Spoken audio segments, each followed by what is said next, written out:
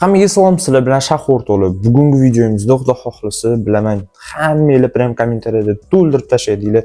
Ey Shoh, jonga tegding, o'zingni iPhone'laring bilan qimmat-qimmatda Androidlarni obzor qilasanmi? Bizga o'zimizga yarasha takoy o'rtacha, arzonroq Androidlar bo'lsin, iPhone'laringni aralashtirmagan. No, o'rtacha narxda bo'lsa ham juda ham kuchli xarakteristika PUBG Mobile o'ynagani ham, kundalik hayotda ishlatgani ham prям menga bemalol yetib bersin. Mana shunaqa telefonlaringdan bormi o'zi deganlarga bor bitta shunaqasidan. Xudo xohlasa bugun sizlarga top 3 ta o'rtacha budjetdagi va juda ham xarakteristikasi kuchli, xohlasanglar o'yinlar deysizlarmi, xohlasanglar kundalik hayotda ishlatganim bemalol sizlarning xizmatinglarni qilib beradi. Va videomizni boshlashdan oldin kanalimizga обязательно obuna bo'lib qo'yinglar o'rtoqlar. Уже просто tak obuna bo'lib qo'yinglar и все. Boshqa narsa sizlardan so'ralmaydi. Keyin prevyularimni chiroyli qilib yasab beradigan Timurni bilasizlar. Kanalni shunday chiqarib qo'ydim. O'tasizlar, yozasizlar, arzon narxlarda sizlarga ham mendaqa prevyularni chiroyli qilib yasab beradi. Kanalni opsiyasida обязательно qoldirdim. Videomizni boshladik. Birinchi telefonimiz Samsung A36 5G. Kundalik hayotda ishlatgani olmoqchi bo'lgan insonlarga juda ham zo'r tanlov va juda ham ajoyib dizayn. Telefonimizning displeyi Super AMOLED 6.7 dyum va displeyimiz 120 Hz ni bemalol podдержка qilib beradi. Telefonimizning protsessoriga keladigan bo'lsak, bu telefonimizning prosessorida Qualcomm Snapdragon 6 3-genli chip joylashtirilgan. Protsessori juda ham sifatli. O'yinlarda ham va kundalik hayotdagi ijtimoiy tarmoq yoki bo'lmasam qiyin programmalarni bemalol ko'tarib bera oladi va bu telefonimizda uzoq yillar bemalol ishlatsanglar bo'ladi. PUBG Mobile'da bu telefonimiz 60 FPS ni qo'llab-quvvatlaydi. Ha, afsuski bu telefonimizga PUBG Mobile faqatgina 60 FPS ga ruxsat berib qo'ygan, lekin agarda FPS ni sun'iy ravishda oshiradigan bo'lsanglar ham bu telefonimiz anchagina kattaroq FPS bera oladi. Telefonlarni FPS ni sun'iy ravishda ko'tarish va optimizatsiya yoki bo'lmasam boshqa telefonlarning barcha servislarini meni Telegram kanalimda arzon narxlarga bemalol sotib olsanglar bo'ladi. Hammanikini lichni o'zim garantiya beraman va hammanikini o'zim qilib beraman. Ikkinchi telefonimiz 60 FPS ochsa ham, lekin o'yinlarda o'zini juda ham yaxshi ko'rsatadi. Bemalol, misol uchun TDM turnir yoki klassika turnir bo'lmasa ham, shunchaki og'aynilar bilan yoki bo'lmasam do'stinglar bilan TDM yoki klassik o'ynagani juda ham arzirli telefon. Bilasizlar, bu telefonimiz kimlarga ko'proq mos keladi? Mana masalan, u joyda ishlaysizlar, davlat ishimi yoki boshqa umuman joylarda ishlaysizlar yoki bo'lmasam o'qiysizlar.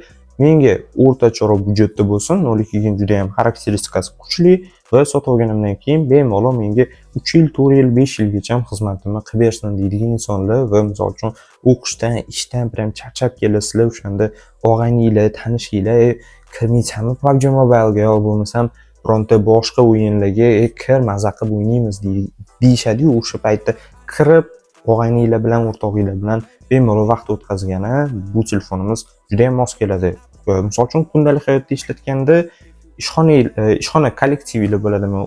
Misol uchun sinfdoshinglar, universitetdagi kursdoshinglarning oldida umuman uyaltirib qo'ymaydi, chunki dizayn tomoni ham juda ham chiroyli va o'yinlarda displeyi anchagina katta. Bemalol mazza qilib hordiq chiqarsanglar bo'ladi. Protsessori ham sizlarni o'yinlarda zo'r vaziyatlarni ham bemalol chiqarib bera oladi. Keyingi telefonimiz juda ham noodatiy ko'rinishga ega bo'lgan Nothing Phone 2A. Bu telefonimiz sotib olsanglar, haqiqatan prям o'zga sayyoradan o'zinglarni kelib qolgandek his qilasizlar. Displey AMOLED 6.7 dyum, 120 Hz ni bemalol podдержка qilib beradi. Bu telefonimiz protsessorida MediaTek Dimensity 7200 Pro chipi joylashtirilgan. Kamerasi bemalol kundalik ehtiyojinglarni qondirib bera oladi. Ikkala kamerasi ham 50 megapikseldan. Batareyasi sig'imi 5000 mAh. Bemalol kunni bo'yi mazza qilib ishlatgani yetadi va o'yinlar o'ynayotganingizda ham bemalol 5 soatdan 6 soatgacha o'ynasanglar bo'ladi. Afsuski bu telefonimiz ham PUBG Mobile'da 120 FPS emas, aynan 60 FPS ni ochib beradi. Lekin bemalol ham klassik ham TDM turnirlarga qatnashsanglar bo'ladi, aynan o'q toshirish uchun. Mana masalan, o'zingizlarning telefoningizlar ozgina arzonroq bo'lib qolishi mumkin, o'shani sotib turib, o'rniga qo'shib, misol uchun mana shu telefonimizni sotib olib, aynan kibersport yo'nalishiga kirib kelaman degan insonlarga o'rtacha budjetdagi juda ham sifatli va kundalik hayotda ishlatgani ham juda ham yaxshi telefon. Hozir TDM turnirlarda deyarli laglar bo'lmaydi. Klassik turnirlarda agarda zonani oxirga kelib qoladigan bo'lsanglar, ozgina laglarni his qilishingiz mumkin, 0.2 unaqa katta emas. Va bu telefonimizda PUBG Mobile'dagi yoki TDMdagi zo'r vaziyatlarni qirib olib, imini edit yasamoqchi bo'lib, imini mana shu yo'nalishga kirib kelmoqchi bo'lgan aka-ukalarimizga ham bemalol tavsiya qilaman.